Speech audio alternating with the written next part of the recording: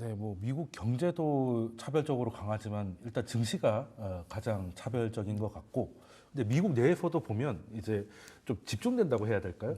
AI 관련으로 이제 차별화가 좀 커지고 있는 것 같은데, 그럼 미국은 이제 보통은 좋은 거는 하나가 올라갔다가 퍼지는 게 있고, 아니면 그냥 이게 계속 가다가 이제 무너지는 게 있는데, 미국을 봤을 때 그냥 미국도 AI밖에 없다라고 생각을 하십니까? 대표님은 어떻게 생각하세요?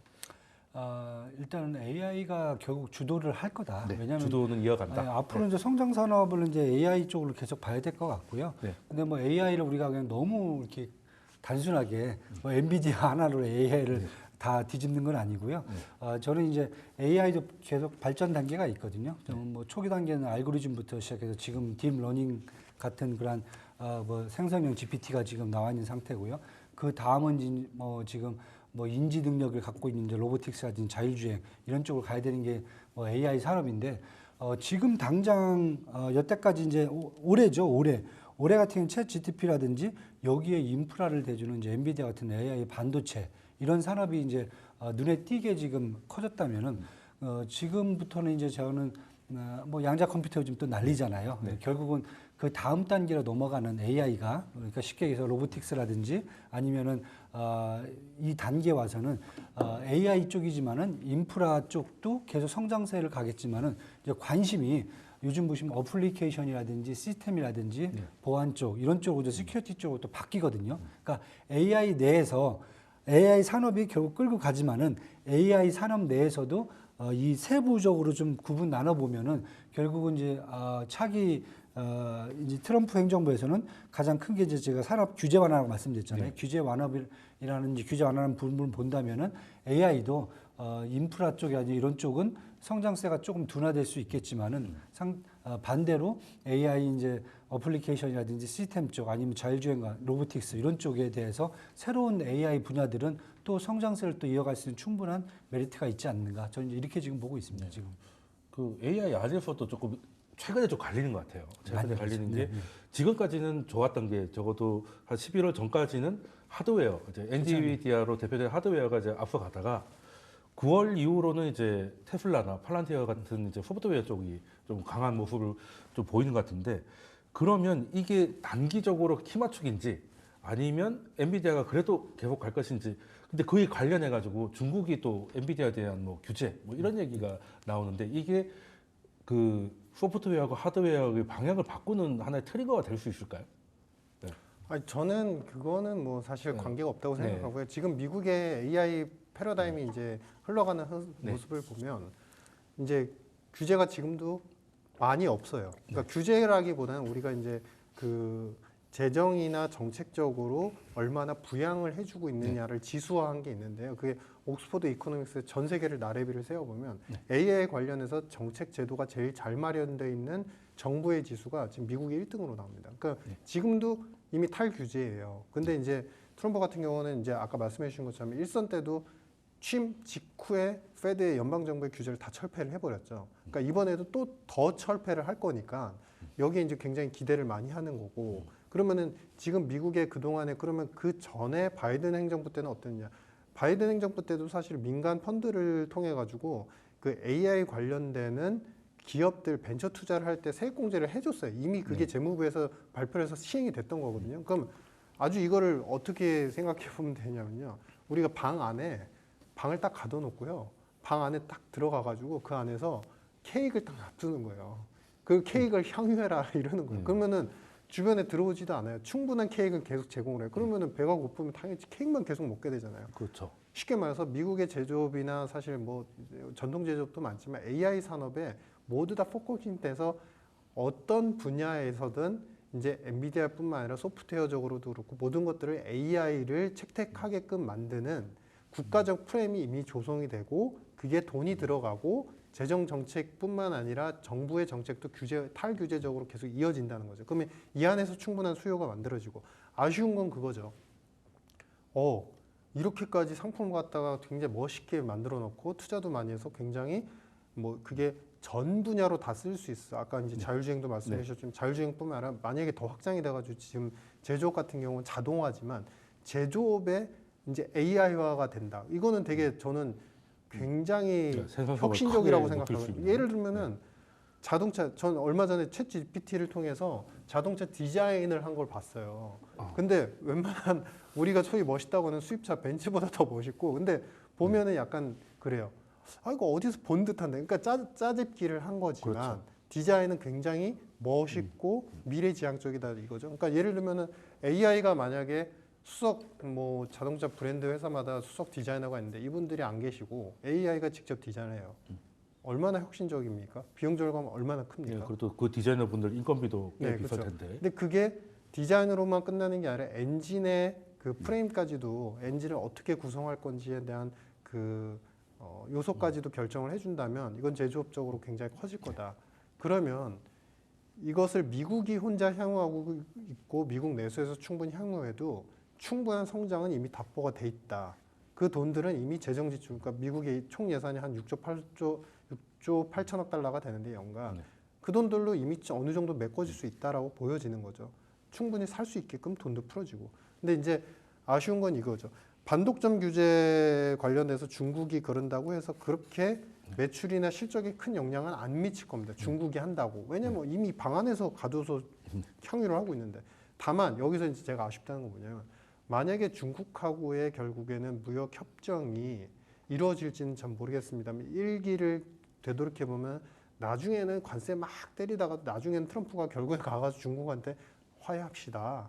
어느 정도 관세 예외 낮추겠다. 정도 뚫어주고 뭐 할 수 좀 있죠. 뚫어요. 네. 항상. 그러니까 서로 목에 차는 순간까지 갔다가 결국에는 네. 화해하는 제스처를 취하는데 결국에 이번에도 이제 엔비디아뿐만 아니라 모든 AI 산업을 중국 가구에 결국에는 중국이 사실 사는 쪽이거든요. 그렇죠. AI는 중국이 결국에는. 유리니까. 이제 거기까지 확장을 시켜주면은 이 제조업 기업들, 이 AI 제조업 기업들이 얼마나 커질 것이냐. 그러니까 이게 사실은 중국한테 척을 질 필요가 없는 분야가 오히려 AI거든요. 그렇죠. AI를 지금 따라올 수도 없고. 네. 그래서 그런 부분 때문에 반독점 규제가 결론적으로 말씀드리면은 중국이 그런다고 그렇게 영향은 안 미친다. 네. 오히려 나중에 중국하고 관계가 풀어지면 네. 오히려 미국은 더 확장될 거다. 네. 이렇게 생각합니다. 뭐한 단계 늦은 거를 뭐 풀어서 매출을 네, 늘린다든지 그렇죠. 예, 그런 게 가능할 것 같은데 그럼 지금 당장의 엔비디아 당장을 보면 이제 미중 관계 좀 멀리 봤으니까 지금 일단 실적에 찍힐 만한 건 이제 앞으로 중요한 건 블랙웰 아니겠습니까, 그렇죠? 근데 이런 뭐 발열 이슈도 있었고 괜찮다고 하긴 했는데 실제 작업하는 팀에서는 무시할 수 없는 열이 난다 뭐 이런 얘기도 있어요. 예, 그러면은 이 블랙웰이 그 엔비디아의 그 지금 주가를 합리화하고 더 밀어 올릴 수 있는 동력이 될 수 있다고 생각을 하십니까, 대표님? 네. 일단 조금 시간을 좀 갖고 가야 될 것 같아요. 그것을 이제 그 숫자 찍히는 거 좀 봐야겠네요. 예, 숫자를 좀 찍히는 게 아. 어느 정도 찍힐지 좀 봐야 될 것 네. 같아요. 왜냐하면 지금 보면은 이제 11월 한 20일쯤에 대부분 다 이제 엔비디아의 이제 목표 주가를 이제 상향을 했었어요. 워드부시가 한 뭐 175달러, 미주그룹도 한 175달러, CT도 한 175. 뱅크 오브 아메리카가 한 190달러 정도 상향 조정했어요. 지금 뭐 135달러잖아요. 그렇죠. 왜냐하면 사실 3분기 실적 발표한 다음에 이제 블랙웰 기대감 이런 것 때문에 결국은 이때 한 3분기 실적 발표하면 일단 150달러 정도는 충분히 안정적으로 가고 그 다음에 생각을 하겠다라고 했는데 지금 그 밑으로 내려왔거든요. 그러니까 쉽게 해서 뭐냐면은 아직까지 이 블랙웰 하나 갖고 과연 이게 게임 체인저가 될 수 있겠냐. 물론 당연히 가격은 좀 비싸지만은 전력 소모량이라든지 아니면 용량은 더 좋아졌단 말이에요. 네. 예, 그렇다고 보면은 신규 수입뿐만 아니라 교체 수요까지 다 감안한다면은 그렇죠. 이쪽으로 갈 수 있는 부분은 커지는데 그렇다고 해서 시장이 모두 다 지금 뭐 블랙웰만 쓸 것도 아니고 예, 그러다 보니까 저는 과연 1년치 이미 다 예약이 끝났고 그 부분을 지금 회계에다 반영을 하고 있거든요. 네, 이미 그렇죠. 이미 끌어다가 지금 반영을 하고 있는데 그럼 과연 진짜 그 정도 실적이 나왔을까? 저는 이제 사실 아직까지는 퀘스천 마크인 것 같아요. 그래서 이 블랙웰이 이제 실제 시장에 들어가서 이제 데이터 센터에 들어가서 한번 작동을 한번 스위치를 켜보고 네. 과연 이게 우리가 게임 천재가 될 수 있는 그런 효과를 갖고 있는지 아니면은 기대치만큼 안 나온다. 뭐 우리 테슬라 사이버 트럭도 마찬가지였잖아요. 뭐 로보택시도 마찬가지고. 네. 그것까지는 좀 제가 봐야 되지 않겠느냐. 예, 일단은 이제 그런 상태입니다. 지금은 약간 밀리고 있는데 굳이 적극적으로 매수할 시기는 아니라고. 뭐 일단 포워드 PR도 보시면- 지금 한 33배 정도거든요. 네. 뭐 많이 빠졌어요. 44배, 33배까지 내려오긴 했는데 저는 굳이 지금 시장에서 네. 블랙웰 이슈는 이미 나와 있고 그렇다고 네. 해서 지금 엔비디아가 거의 매출의 거의 95% 이상이 사실은 이제 GPU에서 네, 나오는 그렇죠. 그 상황이기 때문에 가장 크게 뭐 중국도 또 계속 이제 규제가 나올 거란 말이에요. 네. 그 다음에 이미 또 이제 유럽도 반독점 조사가 들어갔단 말이에요. 예, EU도. 유럽이 그런 거 전문이잖아요. 예. 그리고 또 뭐 무역 갈등, 그다음에 뭐 일본도 지금 하겠다라고 그러고 있고 이런 걸 보고 있으면은 급하게 성급하게 달려들 필요는 뭐가 있겠냐. 아까 말씀드렸지만은 AI에 대한 수요는 계속 증가한다. 그게 인프라가 됐든 어플리케이션이 됐든 하드웨어, 소프트웨어가 됐든 문제 없이 계속 증가를 할 텐데 하지만은 당장 엔비디아 하나를 놓고 봤을 경우에는 아직까지는 이제 블랙웰 하나를 갖고 모든 걸 다 결정하기는 조금 좀 이르다. 이르다. 네, 저는 이렇게 그럼 이코노미스트님은 이렇게 질문 좀 드리면 지금 지금 일리고 있는 거는 굳이 그렇게 매수 기회라고 보시는지 하고 제 판단으로서는 보통 지금 엔비디아 다 하고 있으니까 보통 이럴 때 경쟁자가 나오면은 이렇게 주가가 많이 흔들릴 수 있잖아요. 그럴 가능성이 어느 정도 되고 된다면 어느 정도 지금 인텔이나 AMD가 어느 정도 위협을 할 수 있을지 이런 거에 대해서는 어떤 생각을 갖고 있는지 좀 궁금합니다. 그 사실 큰 저는 악영향은 없을 거라고 네. 생각을 하고요. 그러니까 우리 예전에 그 트럼프 1선 때는 그때 이제 유행했던 게 빵이었죠. 빵이 네, 그렇죠. 이제 네, 오랜만에 빅테크의 듣습니다. 핵심이었고 지금은 AI, 엔비디아 네, 뭐 M7 이렇게 이런 이제 거. 핵심이 되고 있고. 그러니까 그 모르겠어요. 그러니까 정책적으로 봤을 때 그리고 기업이 빠르게 작동하고 있고 상품을 빨리 내놓고 있고 상용화에 대한 의지나 그 확장성을 빨리 보여주는 게 엔비디아다 보니까 주가가 더 빠르게 상승을 했고, 근데 이제 이 두 가지 요소들을 생각해 보면 이제 아까 말씀드린 다른 국가에서의 규제 사항들이나 아니면 두 번째는 이제 경쟁사들이 또 치고 나가는 부분들, 이 두 가지 요소가 잠시 멈칫하게 만들 수도 있다고 생각을 해요. 네. 근데 중요한 건 지금 시점인데 네. 이제 주식시장은 또 그 나름의 또 논리가 있기 때문에 우리가 얘기하는 이제 그 결정적인 기업의 가치 요소와 매출에 대한 요소도 있지만 사실 트럼프 행정부 취임이 이제 1월 20일이면 근 거의 뭐 한 달 남았나요? 요 정도란 말이에요. 그 지금이 가장 뜨거울 때라고 생각을 해요. 네. 원래 항상 그랬었고 네, 그렇죠. 항상 대표주가 허니문 기간이죠. 더 뜨거운 네. 기간. 근데 이제 막상 뚜껑을 열어놓으면은 어떤 규제 완화가 돼서 매출을 얼마나 늘릴 수 있는지에 대한 계산이 네.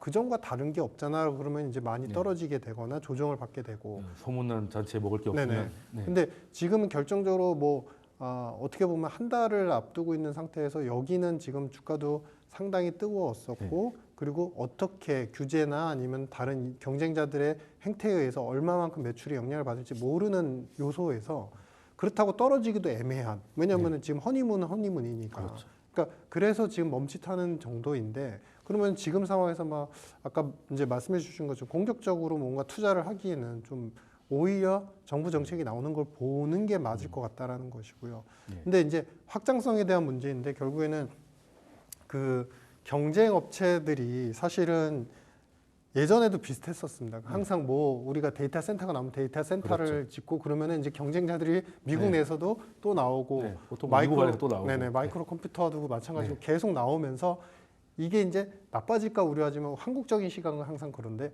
파이가 커지니까 또 큰 거는 큰 거대로 먹고 작은 건 작은 거대로 먹으면서 기업들의 실적이 좋아지더라고요. 그래서 네. 경쟁 업체들의 이런 이제 출현 이런 것들을 저는 나쁘게는 생각 안 하고 파이가 커지기 때문에 그만큼 진출할 수 있는 그 능력이나 캐파가 열리는 거다라고 생각을 합니다.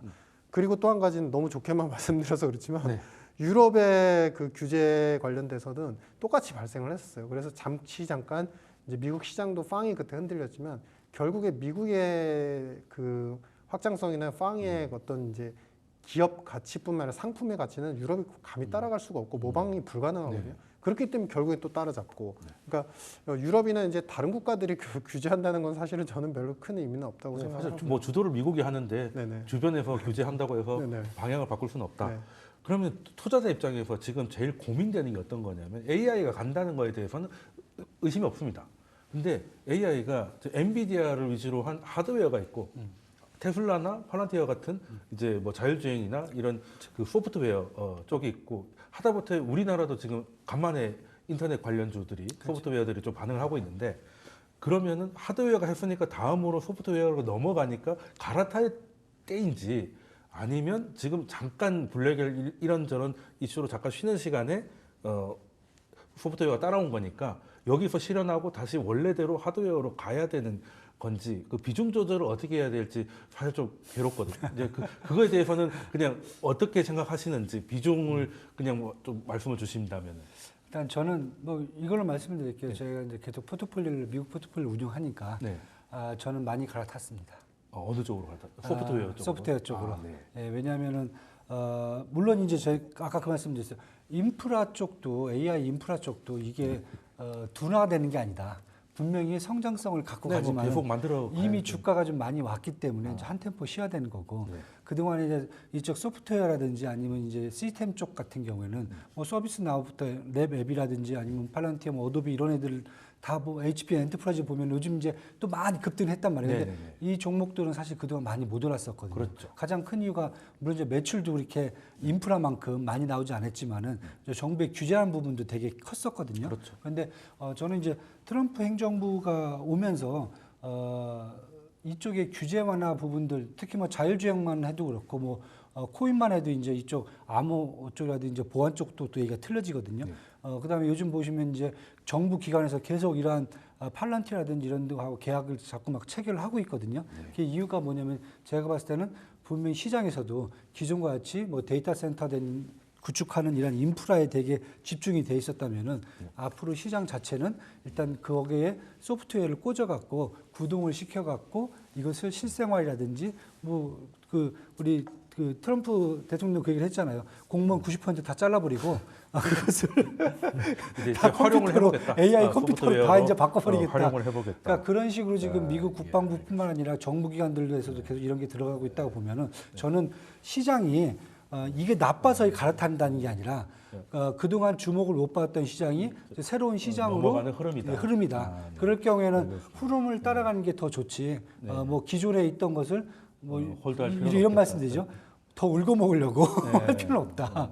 네, 저는 이제 그렇게 보고 있습니다. 알겠습니다. 그럼 그 이코노미스트님에게도 좀 짧게 질문을 드리면 어느 몇 대 몇 정도로 나누면 좋을지 아니면은 그 흐름대로 가는 게 좋을까요?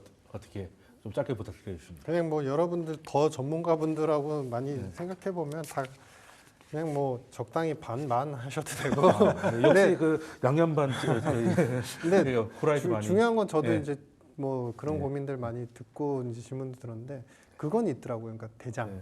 네. 대장을 또 너무 섭섭하게 빼면 안 되더라고요. 그렇죠. 왜냐면 대장의 반응에 따라서 모든 것들이 다 연동이 되니까. 그럼 결론은 이제 반반 무만이 전략으로 가도록 하겠습니다. 대장을 갖고 있고 소프트웨어 관심을 가져주시면 AI에서는 좋은 성적을 낼 수 있지 않을까 생각을 하면서 오늘 두 분 말씀 여기까지 듣도록 하겠습니다. 자, 그러면 그 이완수 대표님, 유신익 이코노미스트님이었습니다. 감사합니다. 감사합니다.